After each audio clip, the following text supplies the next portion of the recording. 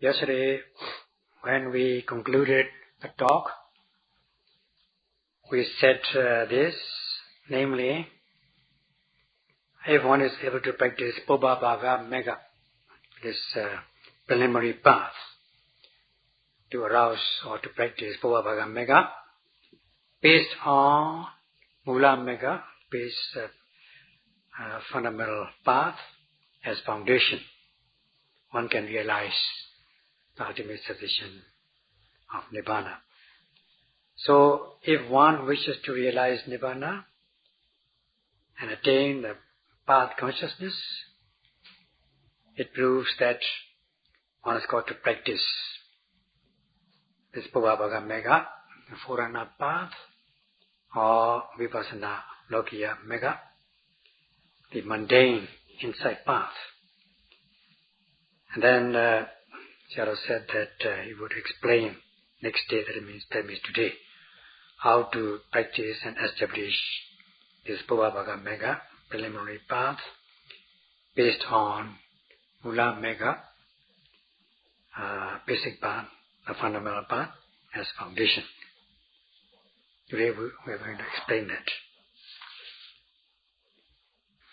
In the realm of insight practice, there are these 4 things or stages of full understanding, namely knowing, full understanding by knowing, and full understanding by knowing means knowing the knowable objects, knowable things are to be known, and abandoning things which are to be abandoned, must be abandoned, and realize what should be realized, and then to develop what should be developed.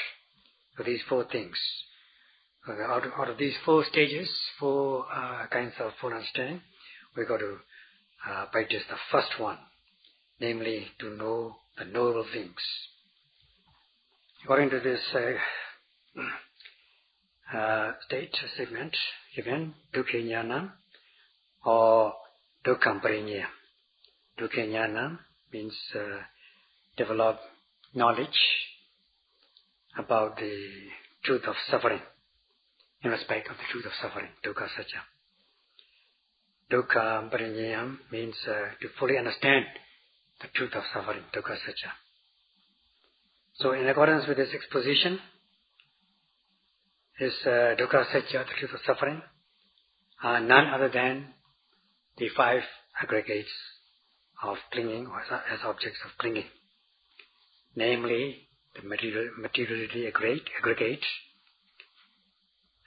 of all materialities, then feeling aggregate of all kinds of feeling, good and bad, perception aggregate of all kinds of perception, and formation aggregate, such as volitional activities and so on, and then the consciousness aggregate. In this way, there are 5 kinds of aggregates, known as 5 aggregates as objects of clinging. Upadana Khanda, Pancha Upadana Khanda, Upadana Khanda. In short, they are mind-body or body-mind.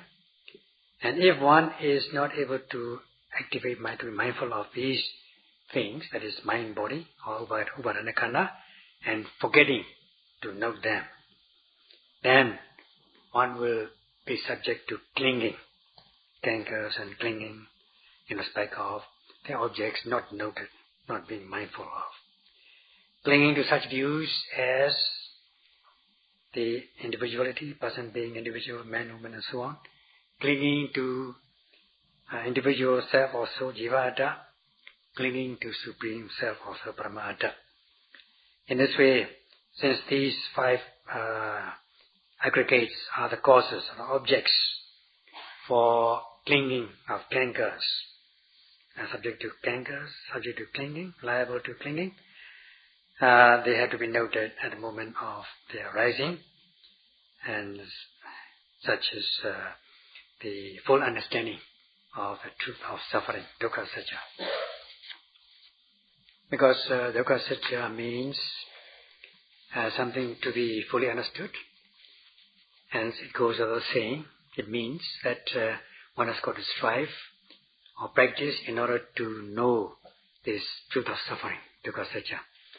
And to put it down to practice, the whole body is to the suffering, dukkha satya, such as touching, knowing, seeing, hearing, and all these things, all the conditions, psychophysical phenomena are dukkha satya. They are pariññam, they have to be fully understood, and to understand them, one has got to practice mindfulness at the moment of their arising. In this way, you are accomplishing the function of pariññaya, full understanding.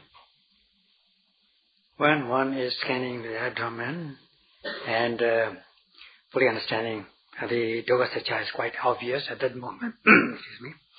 At that moment, and the rupa, material to the suffering, and the mental to the suffering are obvious at that time. Rupa dukkha satya, nama dukkha satya. And the whole body is full of this rupa dukkha satya, nama dukkha, rupa dukkha satya. That is, we have this physical or body sensitivity, kaya pasada, which can feel the tangibility. And then the striker element, the stiffness, tension, movement, Pubbabhaga rupa, the tangible element, comes into contact with this base element. And while you are noting this rising, when rising takes place, the whole abdomen is spread out or full of this body sensitivity, kaya pasada. And then the tangible element which comes into contact, namely stiffness, tension and movement. These both these things, two of these things make up rupa, dukkha satya, material truth of suffering, which give rise to the consciousness, contact and feeling, these three things. And when your mind falls on the stiffness, you know it as stiffness. Excuse me. When your mind falls on tension, you know it as tension. When your mind falls on movement, you know it as movement, and so on. At times, you may feel heat, coolness, whatever is obvious. All these things are known as nama dukkha satya, the mental truth of suffering. So they are spread out all over your abdomen. These things like physical body sensitivity, kaya pasada, and then the tangible element, stiffness, tension and movement, materiality. When they come in contact, they have this consciousness, body consciousness, contact and feeling, which are nama dukkha satya, especially the contact. In this case, let us take the contact first. This contact also is nama dukkha satya, mental truth of suffering, leading to giving rise to feeling or sensations, good or bad. When the feeling is gentle, you will feel good. When the feeling is rough, coarse, then you will feel unpleasant. All these feelings are mentality. You are feeling as a result of contact. All these three things, consciousness, physical consciousness, contact and feeling, make up three kinds of nama dukkha satya, mental truth of suffering. And these two things, body sensitivity and the tangible element, are rupa dukkha satya, material truth of suffering, and the consciousness, physical consciousness, contact and feeling are mental truth of suffering, nama dukkha satya. In short, they are rupa and nama, materiality and mentality. So, at the moment of your mindfulness, when you activate mindfulness, you are bound to see or fully understand these rupa dukkha satya, nama dukkha satya, material truth of suffering and mental truth of suffering. So, only at the very moment, you are able to fully understand the materiality. And so too with the other objects like hearing, tasting, touching, seeing and eating, are all arising psychophysical phenomena as they arise.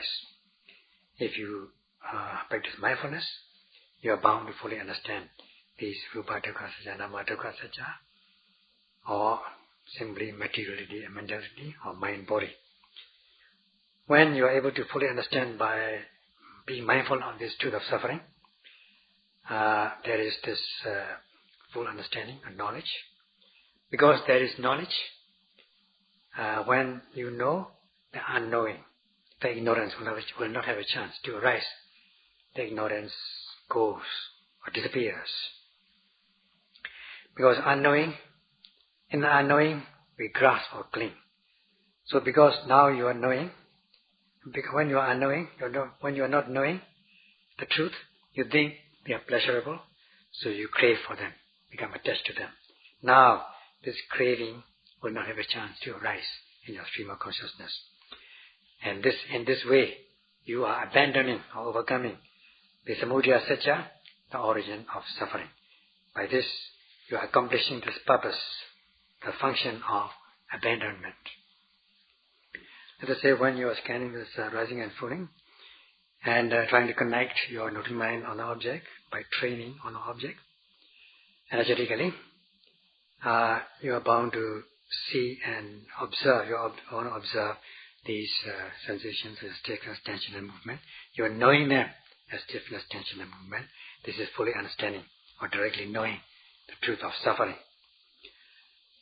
And you may be able to observe noting mind and another noted object separately, that this is the noting mind, and then this is such and such is noted object. In this way you are able to discern this mind and body. And then this stiffness, tension, movement, sensations also may not be seen as just one object, one whole object. You may see them as many segments, many stiffness, many innumerable tension, innumerable ripples, waves of movements. In this way, you are bound to see, you are bound to fully understand in segments or pairs and so on. And when you're practicing in the spirit of Satipatthana, being mindful of this truth of suffering, you are fully understanding this dukkha satya. While you are understanding, observing this dukkha satya, there will be no craving or attachment in respect of the object noted. In this way, you are automatically accomplishing or the samudaya satya, the tanha, or origin of suffering, abandonment of this suffering. The abandonment as origin of suffering or craving is said to be accomplished automatically by not giving a chance to arise in the stream of consciousness, and not that you are abandoning or removing it because it has come upon your stream of consciousness. You are not giving a place to this craving, Dhamma. And in this way, you are accomplishing what is known as a Pahana Bhativeda Kecha, the function of penetration by way of abandonment. So you are noting and knowing this dukkha satya, truth of suffering. And as for this samudaya satya, the origin is not abandoned by noting, but not directly, but in an indirect manner, it is said to be abandoned by just being mindful of truth of suffering. By just knowing the truth of suffering, you are said to be abandoning the origin of suffering automatically. Such is what we call knowing and abandoning. Knowing what should be known and abandoning what should be abandoned. Furthermore, we have to accomplish the purpose of the Magga satya, the truth of the path. The truth of the path is to be developed. Bhavidhamma is the thing to be developed. The path to be developed has to be taken upon your stream of consciousness by developing it. So one has got to strive, one has got to practice to develop it. So every time one is developing, one is practicing this insight path, you are developing this Magga satya. The satya is developing, accomplishing what should be developed. Because every time one is practicing mindfulness, one is developing this Vipassana Magga, the insight path, and this is arising, and it is developed. It is made to arise. So this is causing one path, Magga, to come to being, to exist, to come up, and to be developed, to be multiplied, enhanced. If one is practicing that and developing this insight path, Vipassana Magga, so that this path is made to grow and multiply, develop, and made to reach maturity. And as you have already known, this is made up of the eight factors, the noble path of eight constituents. So you note this Dukkha practice mindfulness up to the suffering, beginning with the object, the main object of rising and falling, and at the moment of their arising. So in order to note or to practice mindfulness, you got to exert energy in the form of driving force to connect your noting mind with the object of attention, so that noting mind is steadfastly connected with the object of attention. Such is the practice of Samma Vayama, the right energy, the path of right energy. And such is one of the qualities or factors of insight path, Vipassana Magga. When this happens, kilesas are not accepted. Kilesas are said to be abandoned by not accepting them and blocking the path to unwholesomeness, opening the way to wholesomeness. Then, as you are able to deepen your practice, connecting with the object, or in this case rising and falling, steadfastly, correctly, rightly, such is the path of right mindfulness, sammasati, making up. When this happens, your mind is protected from impurities and defilements. So in this way, they perform their respective qualities. They have their own qualities. And while you are practicing the mindfulness, momentarily the mind falls collected on the object of attention, giving rise to this Kanika Samadhi, momentary concentration. Such is developing this path of right concentration, Samma Samadhi, picking up. So that the mind is not distracted from the object, it's not removed from the object, it's not cast away from the object. There's no gap, and neither is it restless on the object. There's no uddhacca, no restlessness, nor any worry. You are not shaken by worry. And then, because you are practicing with faith and confidence, you have no skeptical doubt about the practice, so that you have full faith and confidence in the practice. In this way, you are practicing this concentration group known as Vidya, consisting of Vidya, Sati, Samadhi, which can overcome this medium form, obsessive kind of impurities. So initially also you are training your mind on the object of attention, and then as you deepen your practice, your noting mind is concurrent, giving rise to this path of right aim, sammasankappa, making up. So that there will be no, you are ridding your mind of unwholesome thoughts, which are vidakas, 3 of them, namely karma vidaka, the thoughts of sensual pleasures, thoughts of harm, thoughts of ill treatment, persecution, and so on. Such is the quality of the sammasankappa, the right aim. And as you are applying this right aim, try to connect your noting mind with the object so as to be concurrent. The noting mind will fall calm and collected on the object, and giving rise to the knowledge of true nature of the objects, such as stiffness, tension, movement, as they happen. And then because these objects exist, objects arise, there is a noting mind. If there is no object, then there will be no noting mind. In this way, when you note, as you note stiffness, it will pass away very soon. No sooner have you noted, it is gone. And when you're noting tension, it is gone. As soon as you note stiffness, it is gone. In this way, you are seeing the nature of the objects. You are cultivating knowledge, such as Samadhi Magga, the path of right view or right understanding. When this happens, because of the knowledge, ignorance will disappear. Just like when the light comes, darkness goes. So in this way, you are practicing this fivefold path, the path of five constituents. And initially, because you are grounded in morality, taking the vows of precepts, to abstain from wrongful speech and so on, thus you are able to practice this samavacha, right speech, samakamanta, right action, samaajiva, right livelihood. All these three things are also involved already in your initially, as you are grounded in sila, morality. And in the course of practice also, you are sustaining this morality. And in the course of practice, you'll be able to purify better and better this morality, moral conduct. Hence, this path of morality also is involved.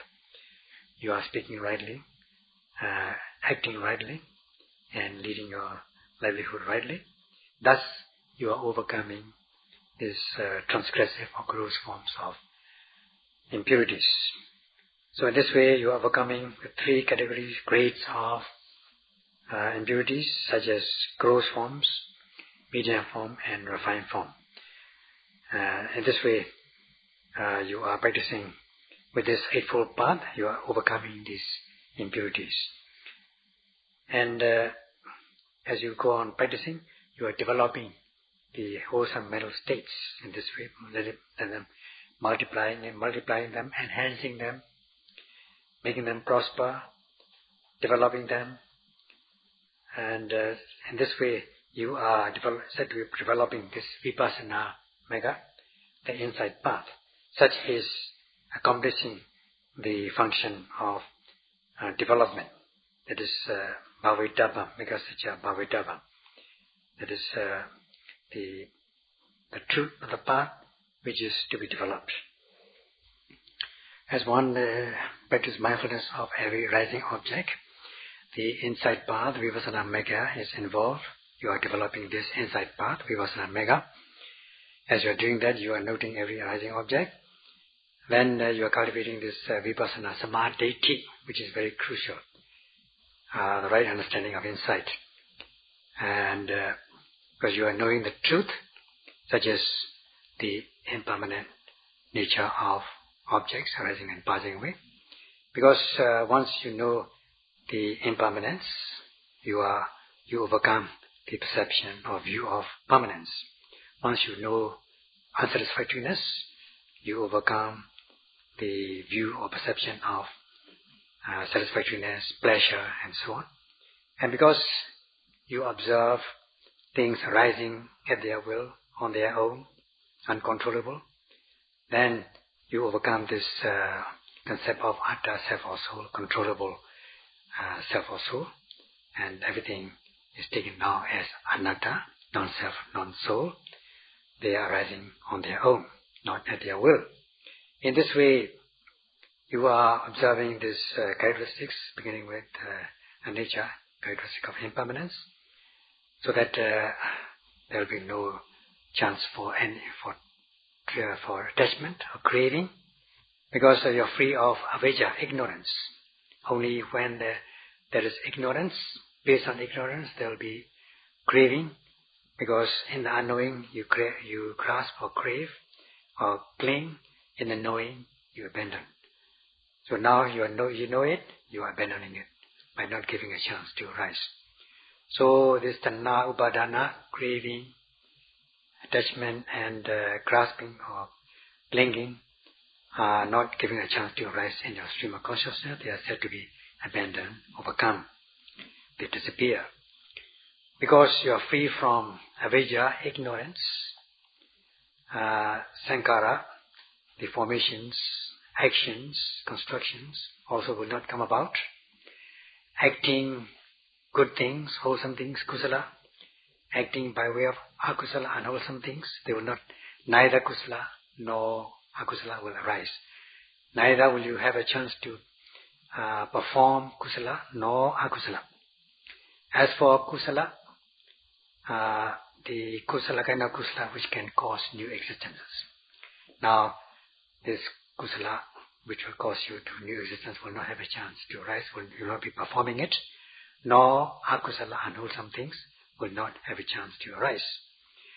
Thus, you come to the cessation of sankharas, formations, actions, constructions, which are the cause in impurities, defilements. Because there are no impurities, no kilesas, and these things, sankharas, formations, actions also will not arise. So, because of the actions, sankharas, this vipassana resultant objects, resultant existence come about by way of initial resultant and the process resultant. So, such is the result. Such is the result of avijja, overcoming ignorance. There will be no formations and there will be resultant. So, with the vipassana samadhi, the insight, right view, right understanding, right view or insight, you are noting, you are practicing mindfulness of every arising object. Because you are knowing, the unknowing cannot have a chance to arise.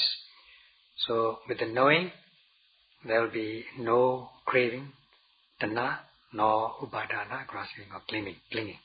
They have no chance of arising in the stream of consciousness. Thus, you are temporarily or on a part-time basis, momentarily overcoming or seizing the impurities, defilements, and so that there will be no kamma of the rounds of existence, sankhara kammas.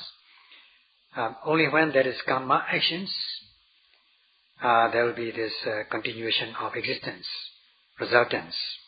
Because there is no action, there will be no resultant. In this way, you are free from this kamma vada, suffering of the realm of kamma or kilesa vada. In connection with this, objects noted, practicing the mindfulness of arising object, you are free from these three things, the aggregate of kamma, kilesa and vibhaka, action, defilement, or defilement, action and resultant, on a part-time basis, momentarily or part-time basis, at the moment of the practice of insight path, Vipassana Magga. And by being free from this kilesa, kamma, vibhaka, khandha, the aggregate of defilement, action and resultant, you are said to be realizing nibbana temporarily upon a part-time basis with the practice of insight. Thus, you are realizing it, realizing what should be realized. You are accomplishing this purpose of realization, realizing what should be realized. So, you are, by being able to practice mindfulness of dukkha satya, you are accomplishing this sajikriya pativeda kicha. That is the function of penetration by way of realization. In this way, with just the practice of mindfulness of dukkha satya, the truth of suffering, you are accomplishing all these four functions, namely prajna, full understanding or knowing, the function of knowing, pahadava, the function of abandoning, bhavidava, the function of developing, and sachikariyaya, the function of realization. If you are able to practice mindfulness of the five aggregates as objects of clinging, which are the truth of suffering, dukkha satya, once you see the truth of suffering, you accomplish the full understanding of the remaining truths, satyas. Or once you directly know the truth of suffering, you accomplish the function of the three other functions of abandoning, developing, and realizing. In this way, once you know dukkha sajja, you know other three truths as well. With the practice of mindfulness in the spirit of Satipatthana, noting the arising objects, beginning with the main object of rising and falling, and other dukkha sajja, other objects which are also truth of suffering, dukkha sajja. Once you know them, once you directly know the dukkha sajja, truth of suffering, you are said to be accomplishing the function of abandoning the origin of suffering, the buddha sajja, which is craving, tanha, in essence, and you are also establishing or developing the Vipassana Magga, Pubbabhaga Magga, the preliminary path, the insight path. You are accomplishing this development of this insight path. And because you are overcoming this ignorance, you are overcoming these impurities, beginning with ignorance, so that you are temporarily free from these three things, the suffering of defilement, the suffering of the round of defilement, action and results. So, in order to overcome them, you practice this to fulfillment, to reach the maturity of insight knowledge, to realize Nibbana. And once you realize Nibbana also, you are accomplishing other truths, namely dukkha sajja, the truth of suffering, and the truth of origin, Buddha sajja, and the truth of the path, Magga sajja. This will be continued tomorrow.